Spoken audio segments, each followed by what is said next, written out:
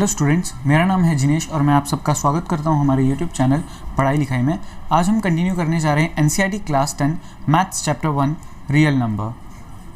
Students, सबसे पहले एक थियरम देख लेते हैं कि मान लीजिए p एक प्राइम नंबर है।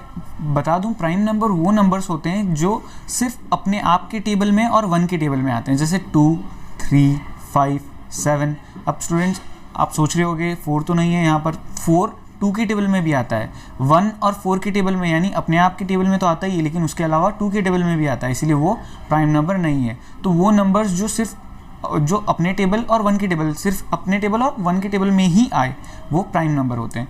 तो मान लेते हैं p एक प्राइम नंबर है और a स्क्वायर से डिवाइड हो सकता है। जैसे यहाँ पर मैंने a स्क्वायर यानी ये 6 का स्क्वायर है, 36 जो है वो 6 का स्क्वायर होता है, डिवाइड बाई 2 एक प्राइम नंबर है, हमने बोला था p prime number, so divide हो जाता है। इसका मतलब जो 6 है उससे भी 2 डिवाइड हो जाएगा, ये थियरम कहना चाहते हैं। अब ये थियरम का हम एप्लीकेशन कहाँ होगा वो देख लेते हैं। जैसे कि √2 इज़ इरेशनल, ये हमें प्रूव करना है, तो हम एक कॉन्ट्ररी अज्यूम करते हैं। कॉन्ट्ररी मतलब इसका ऑपोजिट चीज़, यानी √2 को हम रेशनल मान लेते हैं और इस चीज़ को हम गलत साबित कर देते हैं, यानी √2 रेशनल है, ये गलत है, तो ये ऑटोमेटिकली √2 इरेशनल बन जाएगा। सो इसके लिए हम कंसिडर करते हैं √2 रेशनल। अब कोई भी रेशनल नंबर हो उसे एज अ फ्रैक्शन हम लिख सकते हैं। सो √2 इक्वल टू r/s। अब सपोज करते हैं r और s का एक कॉमन फैक्टर है अदर देन 1। सो अगर हम उस फैक्टर से भी हम डिवाइड कर दें r और s को, तो हमें मिल जाएगा √2 इक्वल टू a/b। बेसिकली ये एक सिंपलेस्ट फॉर्म है फ्रैक्शन का। जैसे √2 मान लीजिए 2/6 इसके बराबर है। एक बार अज्यूम कर रहा हूँ, हालांकि √2 2/6 के बराबर नहीं होता है। सो अगर मैं 2 से दोनों को डिवाइड कर दूं तो यहाँ पर मुझे मिल जाएगा 1/3। तो यही चीज़ है a और b। तो a और b जो है वो क्या है, बेसिकली को प्राइम, यानी a 1 और 3 में 1 के अलावा कोई भी नंबर ऐसा नहीं है जो दोनों से डिवाइड हो सकता है। 1 ही 1 से डिवाइड हो सकता है और 3 1 से ही डिवाइड हो सकता है, और किसी और नंबर से डिवाइड नहीं हो सकता। सो ये हमने अज्यूम कर लिया।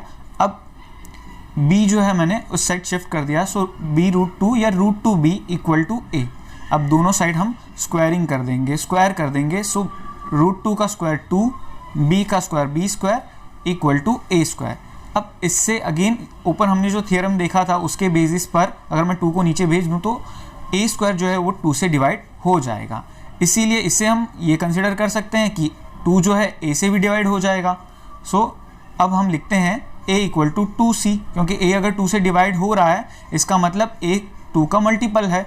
यहाँ पर 2 इंटू सम इंटीजर c, ये हमने कंसिडर किया। सो a इक्वल टू 2c जो है ये अगेन हमारी ऊपर ये जो इक्वेशन है इसमें हम सब्सटीट्यूट कर देते हैं a इक्वल टू 2c। सो हमें मिलता है 2b स्क्वायर इक्वल टू यहाँ 2c का होल स्क्वायर जो कि बन जाएगा 4c square. That is b square equal to 2c square. ये 2 जो है डिवीजन में चला गया और डिवाइड हो गया, means 2b square equal to 4c square था हमारे पास, ये 2 डिवीजन में चला गया, तो b square equal to 4c square upon 2। So divide होने के बाद हमें मिलता है 2c square. So b square equal to 2c square. So इससे हमें पता चलता है कि 2 जो है b स्क्वायर से भी डिवाइड होगा। सो अगेन 2 जो है b से भी डिवाइड होगा, ऊपर हमने ये थियरम देखा ही है। सो हमें ये फाइनली पता चलता है कि a और b जो है उनमें at least 2 as a common factor है। लेकिन हमने तो देखा था कि a और b जो है वो को प्राइम है, जिनमें 1 के अलावा कोई भी कॉमन फैक्टर नहीं है। इससे हमें पता चलता है कि हमारा जो अजम्पशन था, हमने जो चीज़ मानी थी वो गलत थी। इसीलिए हम कह सकते हैं कि √2 जो है वो इरेशनल है। ये थ्योरम और ये जो मेथड है ये काफ़ी सारे सम्स में हमें हेल्पफुल होगा। जैसे आगे सम आएंगे स्टूडेंट, आपको बोला जाएगा कि √5 जो है उसे आप इरेशनल प्रूव कीजिए, या 1 + √3 जो है उसे इरेशनल प्रूव कीजिए। अब 1 + √3 को इरेशनल कैसे प्रूव करेंगे, पहले आप इस प्रोसेस से √3 को इरेशनल प्रूव कर दीजिए, कॉन्ट्रारी मेथड से कॉन्ट्रारी मान के चलिए और उसे गलत साबित कर दीजिए। और उसके बाद यहाँ पर 2 पोस्टुलेट है स्टूडेंट, द सम और difference of a rational number and an irrational number is irrational. यानी कि अगर मैं एक रेशनल नंबर और एक इरेशनल नंबर को ऐड करूँगा तो उसका रिजल्ट जो है हमेशा इरेशनल ही होगा।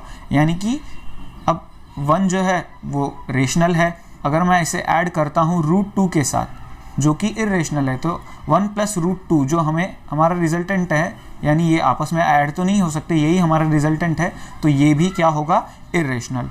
And second, the product and quotient of a non zero rational number, non zero rational and irrational number is irrational.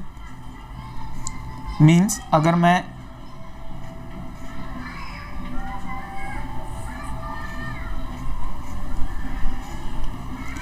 यहाँ पर कोई भी रेशनल नंबर को इरेशनल नंबर से मल्टीप्लाई करूँ तो मुझे जो रिजल्ट मिलेगा वो हमेशा इरेशनल ही होगा। जैसे √3 इरेशनल है, इसे मैं 2 से मल्टीप्लाई करूँ जो कि रेशनल है, तो रिजल्ट मिलेगा मुझे 2√3 जो कि इरेशनल ही होगा। ये दो चीज़ें आपको आगे के सम्स में काफ़ी काम आएगी। जैसे अगेन 1 प्लस √2 वाला सम हो गया, या 2 माइनस √3 आपको अगर सॉल्व करना होगा, या 2√3 जो है उसे प्रूव करना होगा। 2√3 को आप कैसे प्रूव करेंगे कि इरेशनल है? आप √3 को मान के चलिए कि वो रेशनल है, और √3 को फाइनली कॉन्ट्ररी मेथड से इरेशनल प्रूव कीजिए, और प्रोडक्ट है 2 और 2√3 बेसिकली क्या है, 2 इंटू √3, इन दोनों का प्रोडक्ट है, तो ये भी अगेन क्या हो गया, इरेशनल।